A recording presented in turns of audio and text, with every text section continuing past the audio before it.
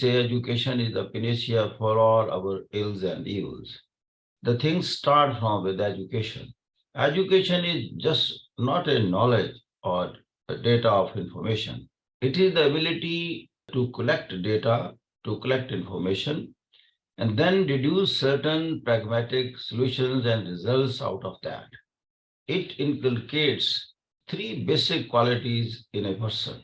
Number one, it helps to augment or develop the ability to discern between right and wrong. Number two, it tells a person that what are your rights and what are the duties of those who are at the helm of affairs. And number three, it inculcates that courage to fight for the rights through the mass movement or through the protest power. This is basically education, because in the world we have seen that the problem is playing with the rights of the common man or the people. The people in power, they are not bothered and sensitive to the extent that their main objective is to serve the common man or serve the weaker segments of the society. And this is world over. This was there in the West in the beginning. And this is right now going on in the third world countries. And this was education basically, which brought that pivotal change in that society, I mean the Western society. Then they came to know their rights. And they came to know for the first time it is the duty of those who are in power to serve them, because they are paying taxes to them. Their emoluments, their salaries are given by the common people in the form of taxes, as in the GST. Everybody in Pakistan is paying the tax in the form of the GST. Then it is the prerogative of those who are paying the taxes to ask those who are in the power corridors and who have been employed or engaged by the people in those positions. But in the third world countries, people believe that perhaps they are our masters, they are not our servants. This is the basic thing which the education inculcates in the minds of the people. This was there in the West during the Dark Ages.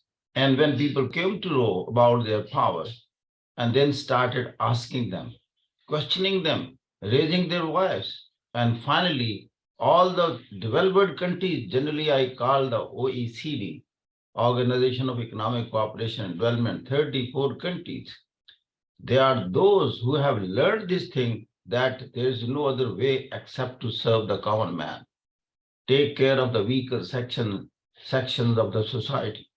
If you look at the underdeveloped and the developed world, the only visible difference will be the quality and the quantity of the literacy percentage.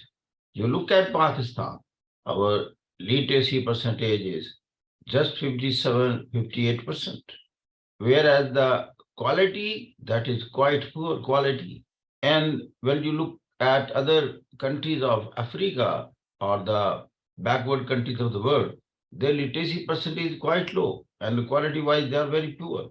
If you go to the developed world, I mean the Western Europe particularly, the North America, Australia, New Zealand, you will see the main difference. If Singapore in Asia has emerged as a welfare state, you look at the quality and the quantity of the literacy touching 100%. It means the basic thing from where the things originate, that is education, because education is the bedrock from where the real accountability starts. This is the most important accountability institution. And generally, I call it institution of public accountability.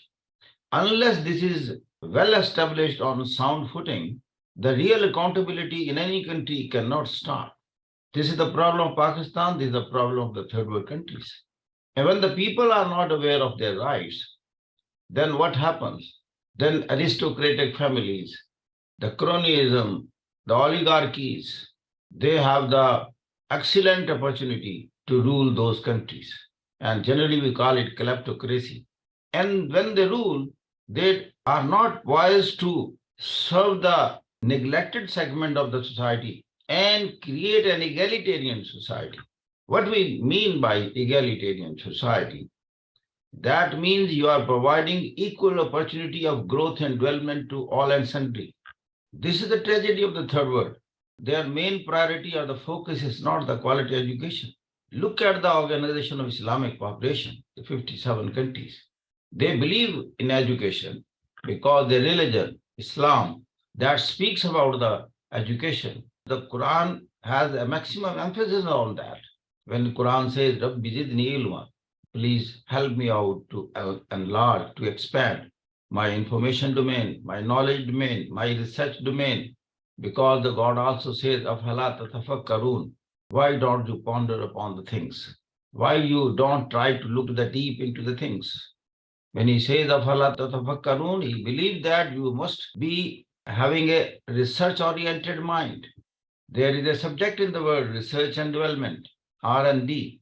The dual word, they spend and earmark maximum chunk of amount for R&D, because on the basis of R&D, they evolve and they innovate and came out with altogether different things for the society, for, the mechanism to strengthen their defense system, to strengthen their economy, and ultimately creating a political influence all over the world.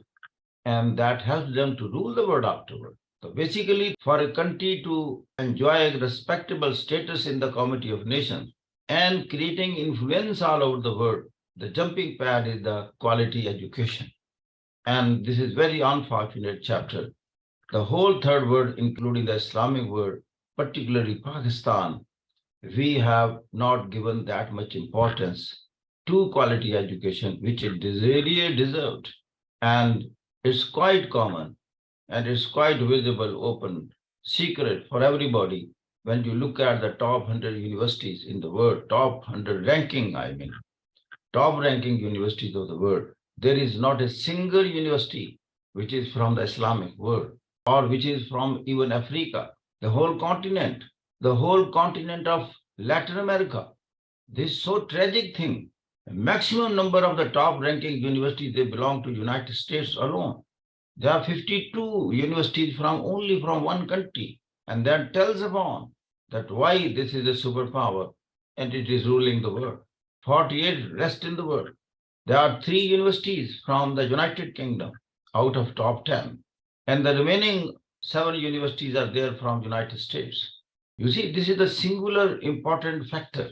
That tells upon the recipe is, the guiding arrow and the guiding principle in this respect for development of the society and political-economic stability of a country, the social stability in the country that originates from the strength of quality education. If we are unstable politically, socially, economically, there may be 101 reasons, but the most important reason is education. We are quite backward in education. It is in this context that I, in the beginning, said education is that panacea which really addresses all our ills and evils.